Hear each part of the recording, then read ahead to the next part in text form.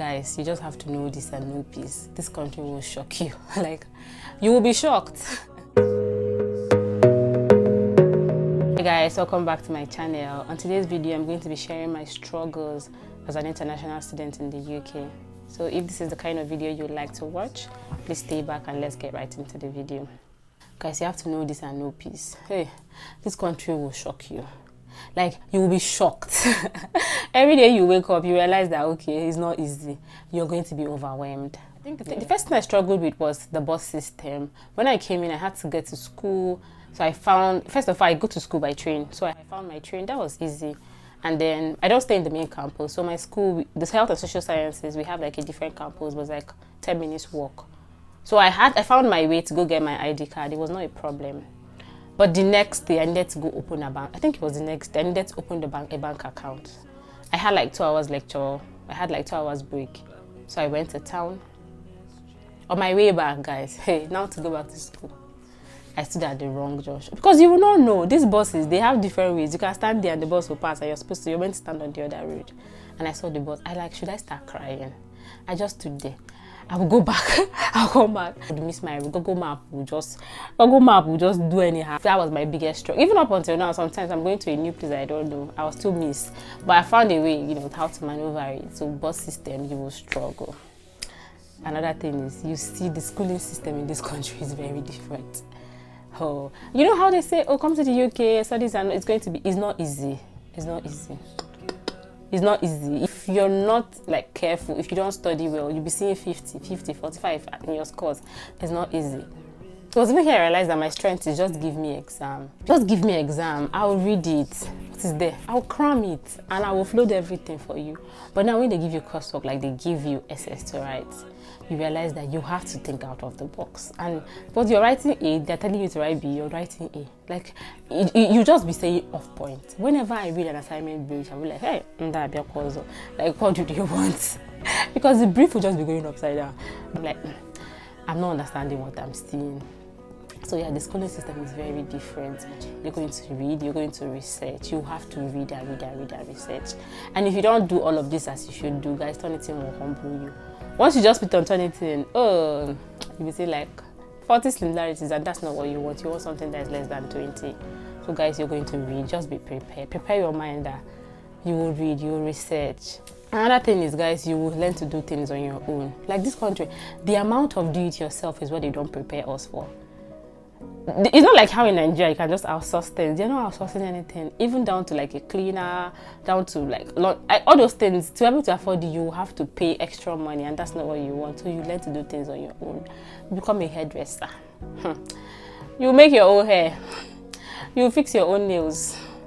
Little things that you just go to, like even to do cornrows now. If I go to do cornrows, I'm like £25 to do. I'm like be like say I'm going to do this by myself. Worst thing is trying to convert. That's bad. Don't convert. Just if you're spending in pounds, just spend in pounds. If you convert to naira, you'll cry.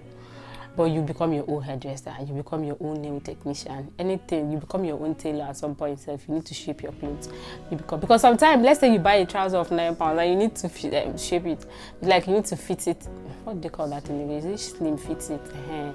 And the person that's going to do this telling you £20 is even more expensive than what you bought it. You're like, no, I don't want that. So you're going to become your own tailor. You're going to become your own hairdresser. Luckily, I no longer fix nails because I don't have to fix nails, because sometimes I have lab, so I don't do nails anymore. So guys, you do things on your own. You really literally learn to do things on your own. Food. Oh God, I struggled with the food because usually I don't like cereal. Because in secondary school, we didn't take provision to school. So I've learned to eat normal food that I like. I can cook these things at home, but sometimes you want to go out and buy bacha. You want to buy beans and plantain, roasted beans and plantain. You want to buy like ufako. You want mama put.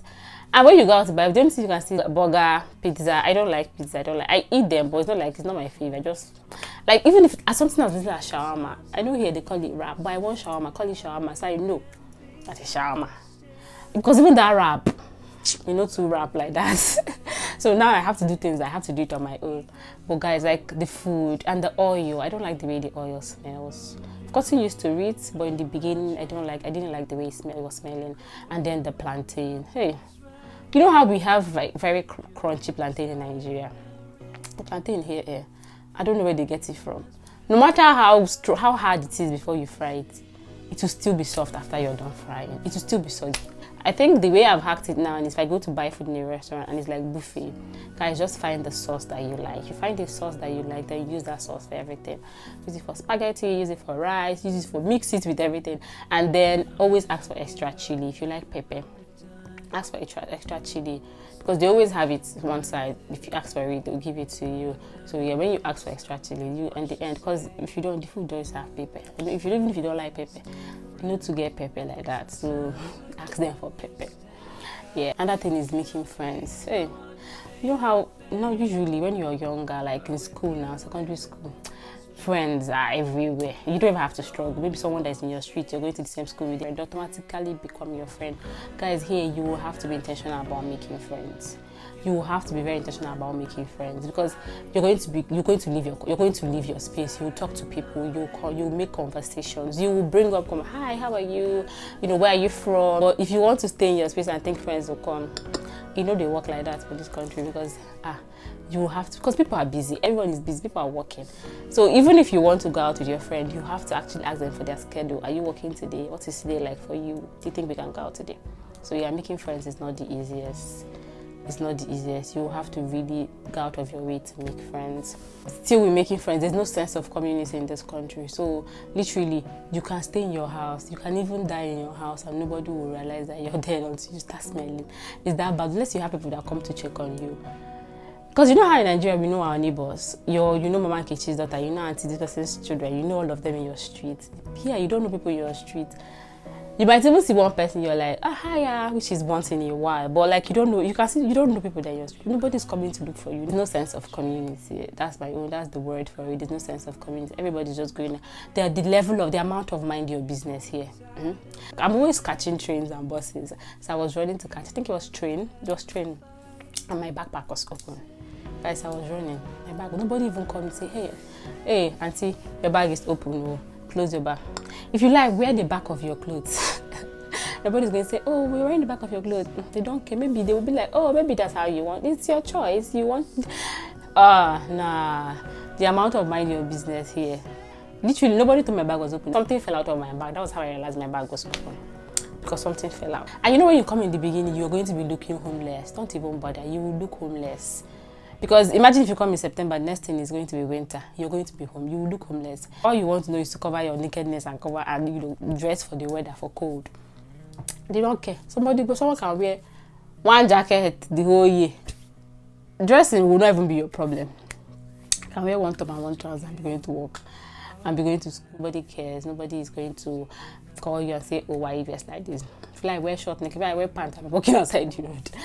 Nobody is going to tell you anything. Okay, even though now that I'm no longer it's not like I'm no longer struggling with these things, but now it has gotten easier, because now I'm 7 months in, so I now have a routine. I know where I'm going. Even if I have to go somewhere new, I know how to search early, start early, put it on the bus system, realize my routes, and then go with it.